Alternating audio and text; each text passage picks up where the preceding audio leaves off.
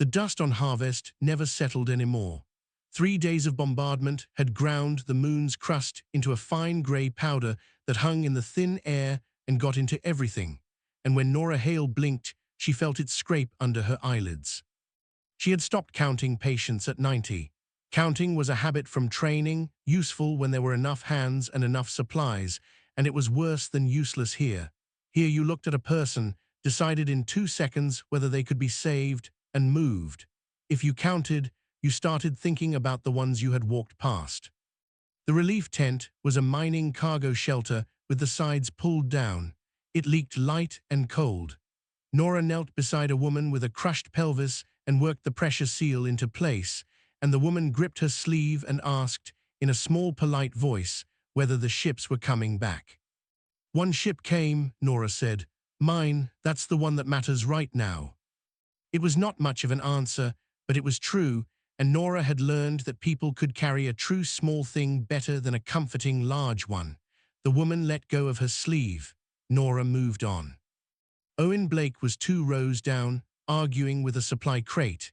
He was younger than her by 6 years and looked younger than that, and he had the habit of narrating problems out loud while he solved them, which drove some people mad and had never once bothered Nora. "We are out of the good sealant," he said. "We are into the sealant that is technically sealant." "Then use it."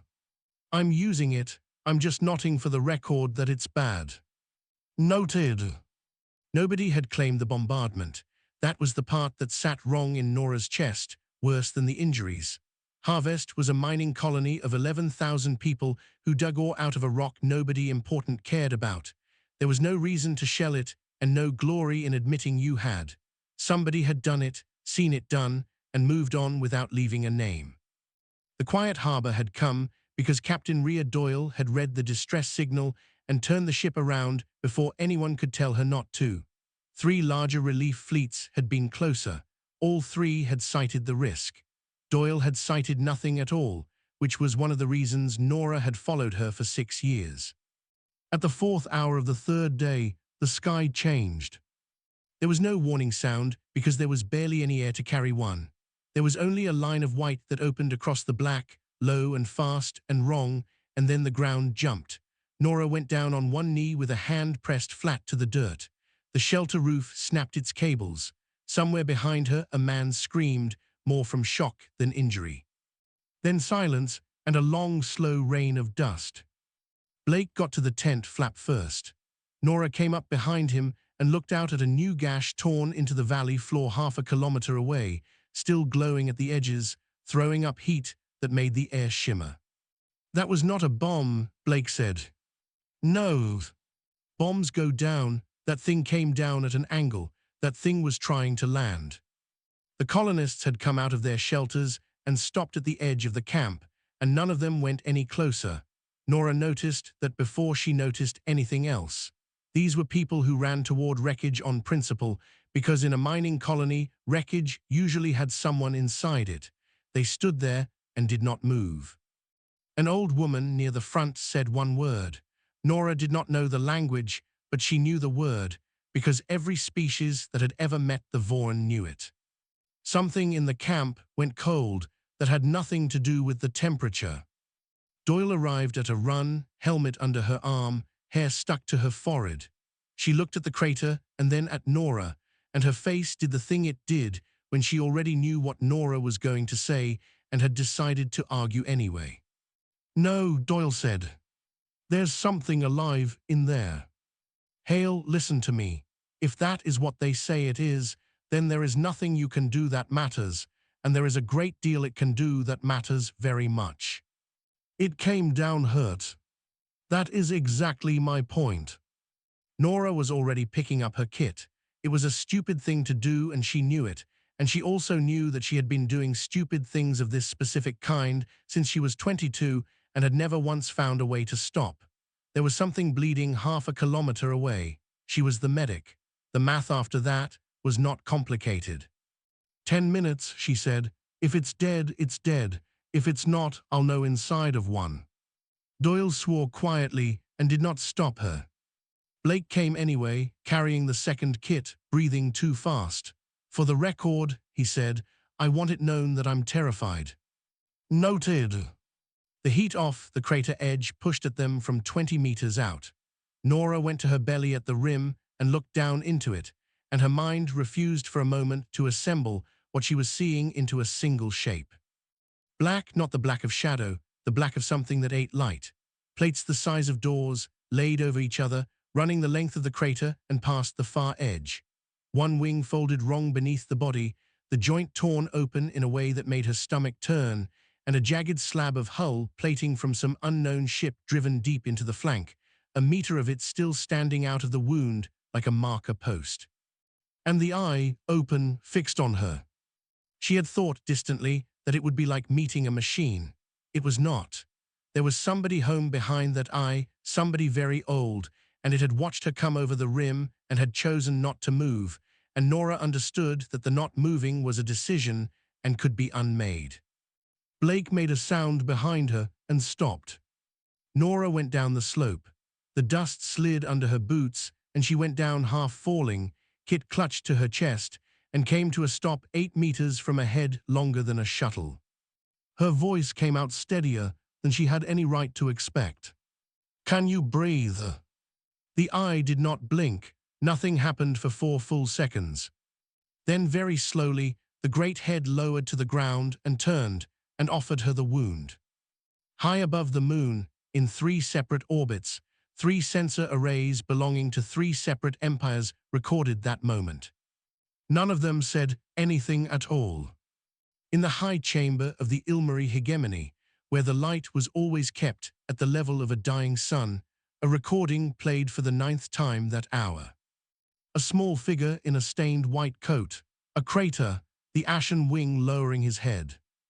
Envisen Talva had lived 412 years and had learned in that time that the important events of history almost never announced themselves.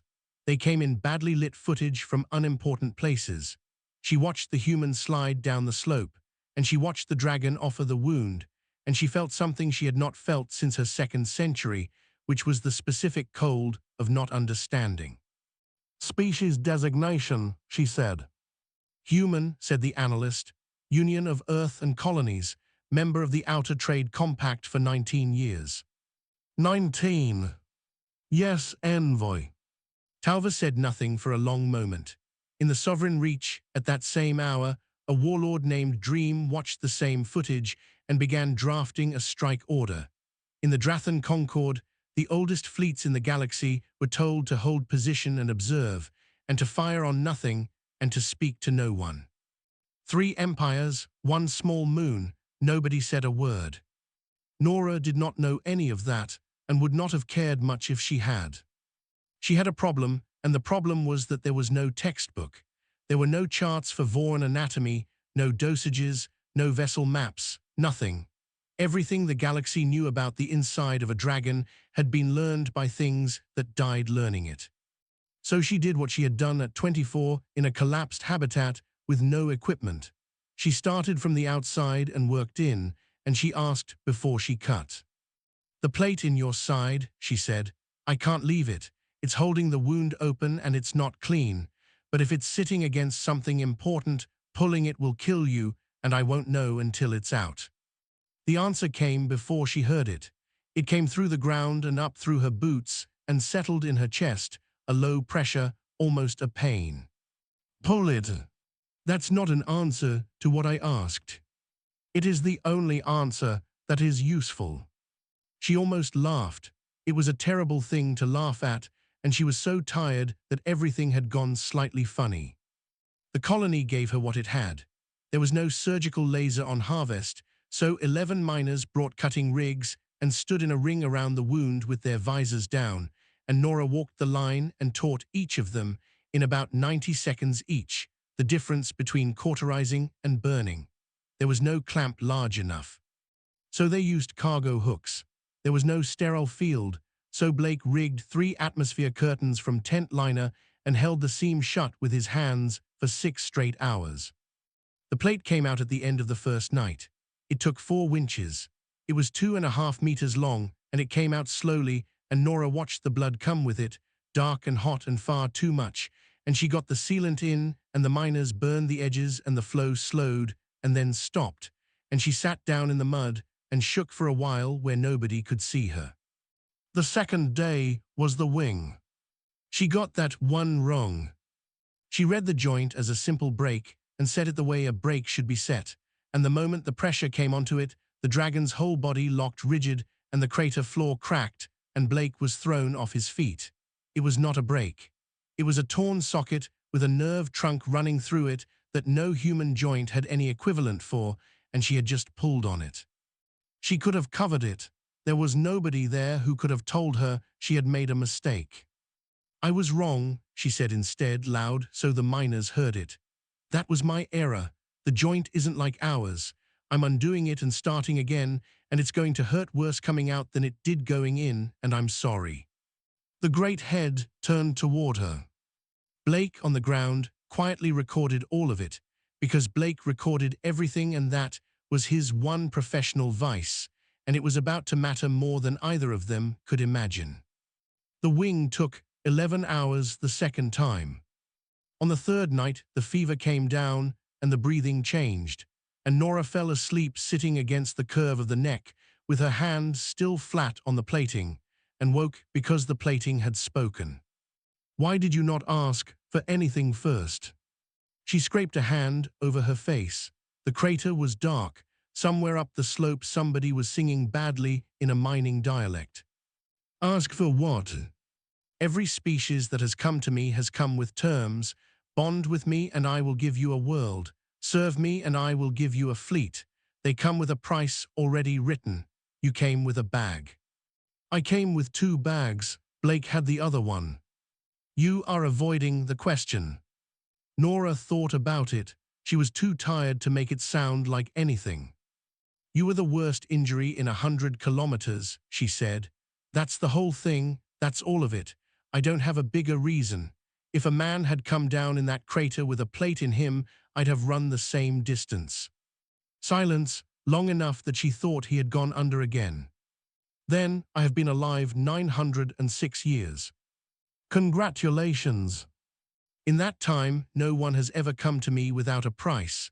I did not know it was possible. I assumed it was a thing your kind said and did not mean." "Some of us don't mean it," Nora said. "Plenty of us don't. I'm not telling you humans are good. I'm telling you I had a job."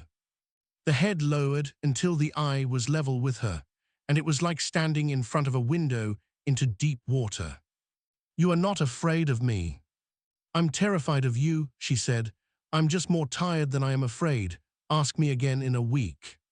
Something moved through the plating under her hand that she would not understand for another 2 days. It was not gratitude. It was a decision being made, slowly, the way old things decide. That same hour, high above, 4 Ilmari observation cruisers slid into orbit over Harvest and took station. They brought no water, they brought no medicine, they offered nothing and requested nothing. They simply watched and waited and said absolutely nothing at all. There was no ceremony. That was the thing nobody in the galaxy would ever quite accept afterward. Nora Hale fell asleep on a supply crate at the base of a crater with her left hand resting on a patch of scorched plating because her arm had gone numb and she had not bothered to move it. She slept for 4 hours. When she woke, she knew what the weather was inside somebody else's body. She knew the ache in the wing socket the way she knew her own back. She knew the dull, grinding hunger that had been going on so long it had stopped being hunger and become a kind of background noise. She knew, without being told, that he had been awake the whole 4 hours, listening to her breathe, and that he had found it strange and had not looked away. She sat up very slowly. "What did you do?" "I did not do it. It is not done. It happens." That is the least helpful sentence anyone has ever said to me, and I've worked triage on a burning station. I am 900 years old, and I have no better words for it. It happens the way falling happens. There is no moment where you decide. Nora looked at her hand. It looked like her hand. "Undo it." "No." "I wasn't asking as a favor. I was asking clinically. Can it be undone?" "No." She stood up and walked 10 paces away, which changed nothing at all, and then walked back. The strange part was not the pain. She had expected pain in the way you expect the worst. The strange part was the size of what was on the other side. There were 900 years back there. She could not see into them, thank every god there was, but she could feel the shape of them, the way you feel the depth of water under a boat. Things had been done in those years. Cities had ended. She got the edge of one memory, just the edge, and pulled back from it so fast she felt sick. And he was getting her too. That was the part she had not thought about at all. He was getting the ordinary contents of a human woman's head, Blake's terrible jokes, a father in a hospice on Earth, the name of every patient she had lost this week, which she kept in order, which she had never told anyone she kept in order. "You keep them," he said, "all of them. Get out of that." "I cannot, I am not looking, it is simply there." "Then don't comment on it." He did not comment on it, but something in the plating changed, and she felt him go carefully around that part of her afterward, the way a person steps around a sleeping animal, and that was somehow worse than if he had said something. Doyle took it badly. Nora had expected shouting. What she got was the captain sitting down on an ammunition crate and putting her face in her hands for a long moment, and when she looked up, she was not angry at all. She was frightened, and Doyle was never frightened, and that told Nora more about her new situation than anything else had. "Do you understand what you are now?" "I'm the same thing I was." "You are not." Doyle's voice was flat and careful. "Hale, 11 species have tried to force this. 11, some of them were empires. There is nothing in this galaxy that 100 civilizations want more than what happened to you while you were asleep on a box. And you are on a mining moon with one unarmed relief ship and a colony of 11,000 people who cannot run." Nora had no answer for that because it was correct. The Ilmari shuttle came down that afternoon. Sen Talva walked across the dust in a robe that cost more than the quiet harbor and did not look at the dragon at all, which Nora understood later was an enormous act of discipline. She looked only at Nora. "You are the medic." "I'm the medic." "I will not waste your time with admiration." Talva's translated voice was pleasant and very tired. "I am here to make you the largest offer any human being has ever received. Please listen to all of it before you answer." "Go on." "The hegemony will grant the Union of Earth a permanent seat in the inner assembly, not an observer post, a seat with a vote. We will underwrite your colonies. We will place 3 fleets at your disposal in perpetuity. Your species will move in one afternoon from the outer edge of galactic society to its center, and it will stay there for 1,000 years. And in exchange, you will share the bond or transfer it. Either is acceptable. We have prepared 11 candidates." Nora looked at the crater. Cal was awake, breathing slow, the mining scaffold still braced along the ruined wing. "No." Talva blinked. It was a small movement, and it was the first honest thing she had done. "I do not think you have understood the offer." "I understood it fine." "Then explain your refusal so that I may report it accurately. That is not a challenge. I genuinely do not have the words for what you have just done." Nora rubbed her eyes. There was dust in them again. "He's my patient," she said. "You don't sell a patient. You don't rent one out, and you don't split one 11 ways. That's it. That's the whole reason. There isn't a deeper one underneath." Talva stood very still. 11 species died attempting what you did by accident," she said. "We have studied the bond for 9 centuries. We have built academies. We have bred for it. And you are telling me that the criterion was refusal of payment." "I'm telling you I had a job, and I did it." "That is the same sentence," Talva said quietly, "and you do not appear to know it." She left without another word. Her shuttle went up at speed. 6 hours later, the transmission came in on every open band on Harvest at once, unencrypted, so that the colonists heard it in their shelters, and the miners heard it in the tunnels, and Nora heard it standing in the mud with her hands still wet. Warlord Dream of the Sovereign Reach, speaking slowly and with obvious pleasure. "Surrender the creature within 11 hours. or the moon burns down to bedrock, and everything standing on it burns with it. 11 hours is not a long time, but it is long enough to be honest, and Nora spent the first 30 minutes of it being honest with a room full of people who did not want to hear it. The Colony Council met in a machine shop because it was the only building with a roof left. 40 people, a captain, 2 medics, and a dragon lying outside the open wall with his head resting on the floor so that he could hear. Everyone in this room is assuming the same thing, Nora said, and it's wrong, so I'm going to fix it now before anybody builds a plan on top of it. You think we have a dragon? We don't. We have a patient who can fly for about 11 minutes. Somebody laughed, then stopped when they saw her face. 11 minutes, she repeated. That is the number. The socket is held together with mining scaffold and sealant and my best guess. Past 11 minutes the repair tears, and past a tear he goes down and does not get up. There is no version of tonight where he fights a fleet. If anybody in here is waiting for that, stop waiting.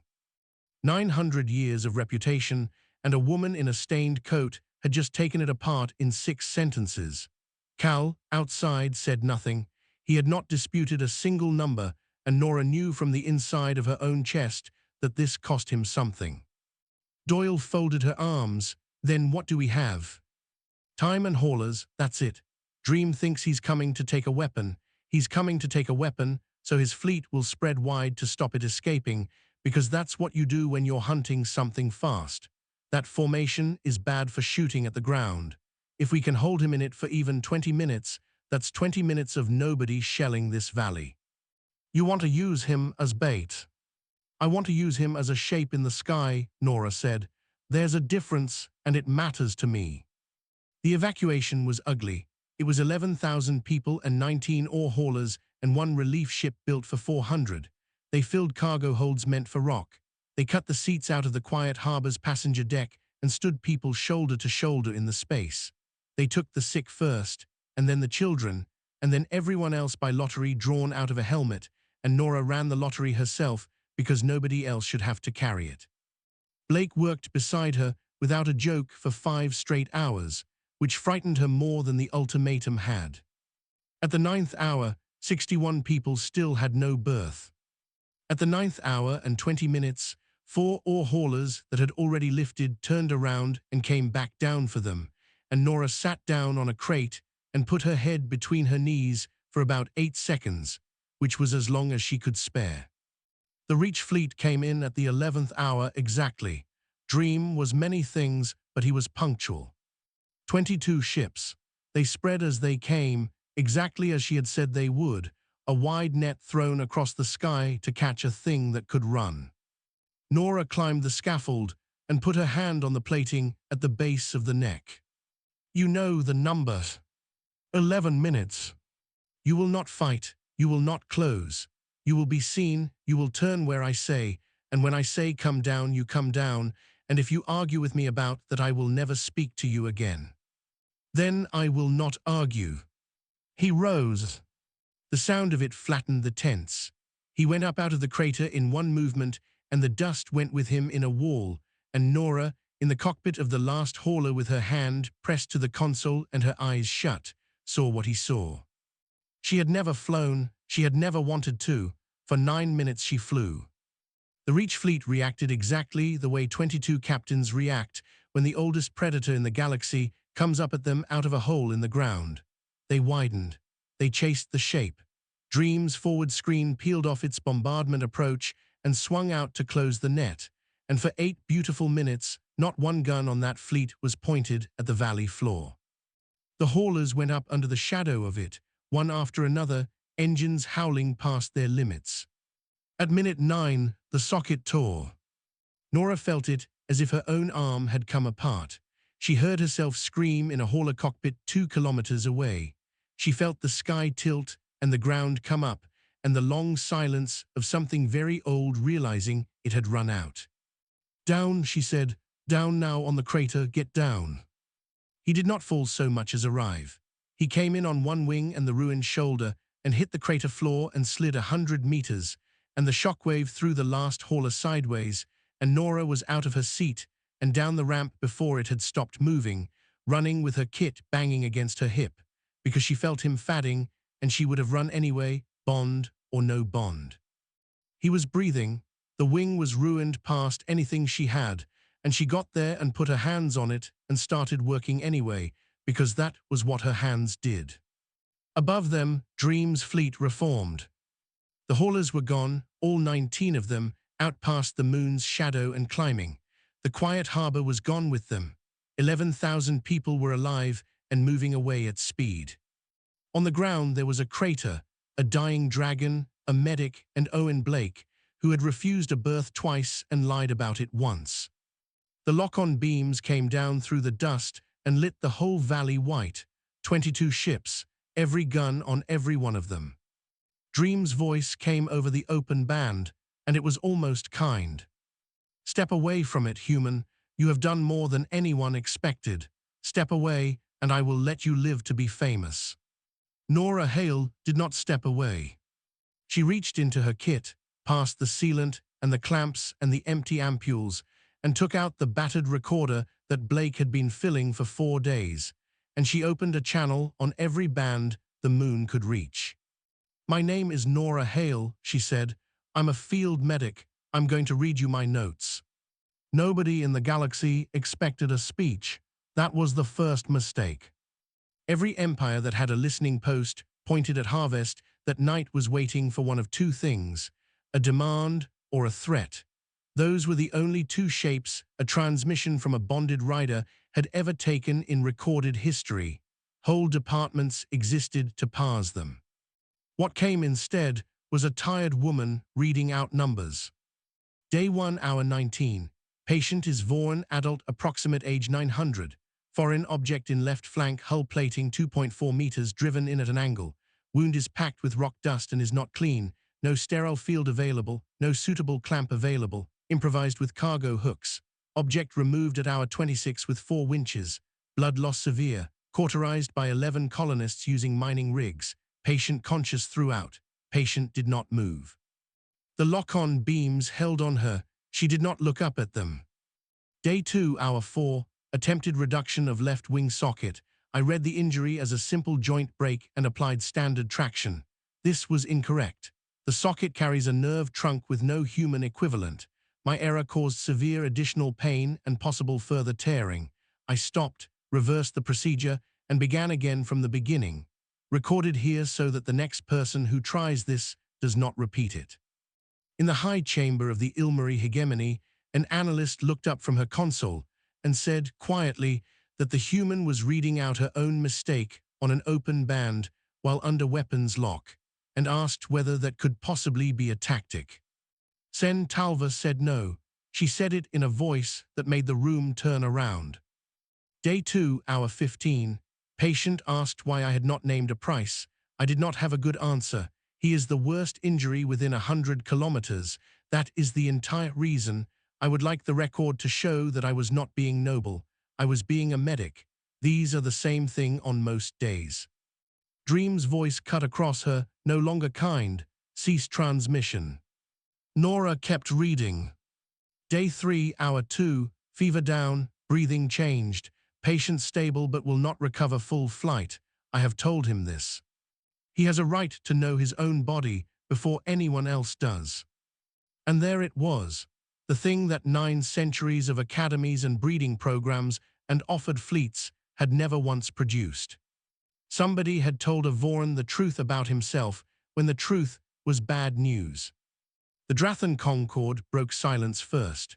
They were the oldest species in the galaxy, and they had watched the Vorn longer than anyone, and their fleets had been holding position over Harvest for 2 days saying nothing, and now an ancient voice came onto the open band and said one sentence.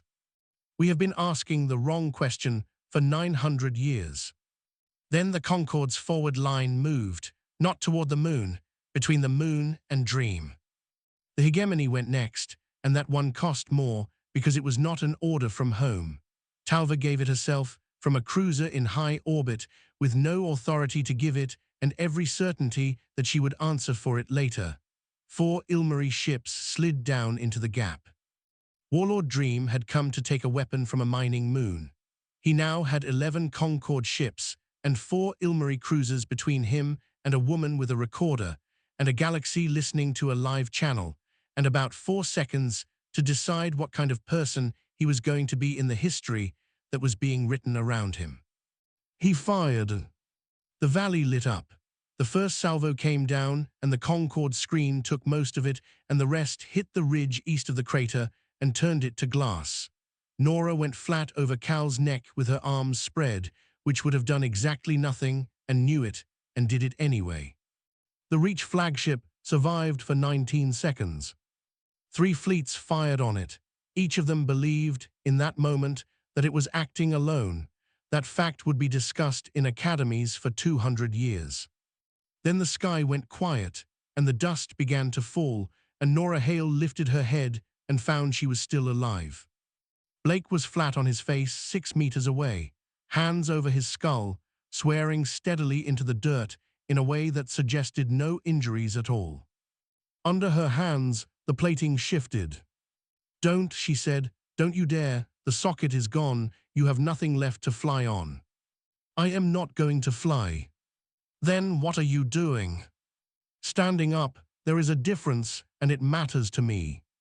She had said that to Doyle 11 hours ago. He had been listening. He had been listening the whole time. He got up. It took a long time, and it was not graceful. The ruined wing hung and dragged. The mining scaffold along his shoulder was bent and blackened. He came up out of the crater onto the flat ground, a 900-year-old thing held together with cargo sealant and a stranger's guesswork, and he stood under the guns of 3 fleets and the eyes of every empire in the galaxy. And then he turned his head and looked down at a human medic and waited. That was the image, not the flight, not the flagship coming apart, the waiting. Every analyst in every chamber saw the same thing at the same moment and understood it, and understanding it rearranged 9 centuries of assumption. The Vorn had never been conquered. The Vorn had never been won. The Ashen Wing was standing in front of a woman who could not have stopped him from doing anything, asking whether he was permitted. Nora, who had no idea she was standing inside the most examined 4 seconds in modern galactic history, said what she would have said to any patient who stood up too early. "Sit down before you fall down. You've got nothing holding that shoulder but hope and glue." He sat down. Somewhere in orbit, 400 years of Ilmari composure gave out, and Sen, Talva put a hand over her eyes and made a sound her staff had never heard before. And across the whole listening galaxy, in every high chamber and every war room, the silence continued, because not one of them had a single thing to say. A year later, the loudest thing on Harvest was a concrete mixer. It ran from dawn until the miners lost the light, and it made a grinding roar that carried the length of the valley, and Nora Hale had come to find it restful. The colony was going back up, not the same colony, a better one, built with Concorde materials and Ilmari water reclaimers, and an absurd amount of money from 9 different governments who had all suddenly discovered a deep interest in the welfare of 11,000 miners. The crater was still there. Nobody had filled it in. Somebody had put a low wall around the rim, and people came and stood at it and did not say much, and then went back to work. Nora had refused to attend the ceremony where the wall was unveiled. She had also refused a medal, a fleet commission, a planet, 3 marriage proposals from species she had never met, and an offer to have her likeness placed on the Ilmari inner assembly floor. She had accepted a new hull for the quiet harbor because the old one leaked. "You cannot keep saying no to everybody," Doyle said. She was sitting on a crate outside the new medical block with a slate on her knee, wearing a diplomatic sash over her flight jacket, looking like a woman who had been ambushed by her own career. "I can, though. That's the discovery. You just say it and then they leave." "They do not leave. They come to me. I have 3 envoys waiting on my ship right now because you said no to them, and they refuse to accept that no was the entire message." "That's because you're good at this." "I am not good at this. I am simply present," Doyle sighed. "The Union wants the seat. They are taking the seat, and they want a name attached to it, and the name they want is yours. Give them yours. I intend to, God help me. The Vorn had started coming in the 3rd month. The first was a young one, barely 2 centuries, who came down at the edge of the valley and sat there for 6 days without speaking to anyone. On the 7th day, Nora walked out to it with a kit, because that was still the only greeting she knew, and asked whether anything hurt. Nothing had hurt, that had been the point. It had wanted to see whether she would come out anyway. There were 9 of them by the 6th month, 30 by the 10th. They did not want riders. They wanted to look at the thing that had happened here and to ask questions that came out sideways and took days to arrive at. 2 of them bonded, eventually, and both times it was with relief workers, and both times it happened while somebody was asleep and too tired to be careful. The academies of 11 civilizations quietly closed. There was nothing left in their curriculum that was true. Talva came in the 11th month, alone, in a plain shuttle. She had been stripped of her rank for the order she gave over harvest, and then given it back 9 months later, along with a great deal of apology, and Nora thought she looked older, which for an Ilmari was a considerable thing to manage in a year. They walked the rim of the crater together. I have prepared a statement for the assembly, Talva said. I find I cannot make it sound intelligent. What does it say? That we spent 900 years perfecting an offer when the requirement was that there be no offer. Her long hands folded. We bred candidates. We built academies. 11 species died in the attempt, and the answer was that someone had to come with a bag and no terms and ask a hurt thing whether it could breathe. It's not a moral, if that's what you're after. It is the largest moral in modern history, and you refuse to hold it. I refuse to hold it because the second I hold it, it turns into a price, Nora said. That's what I keep trying to tell all of you. The moment somebody does what I did in order to get what I got, it doesn't work. It can't be a method. It can only be a habit. Talva was quiet for a long while. 900 years, she said, and we were auditioning strength. Yes. Nobody ever thought to audition staying.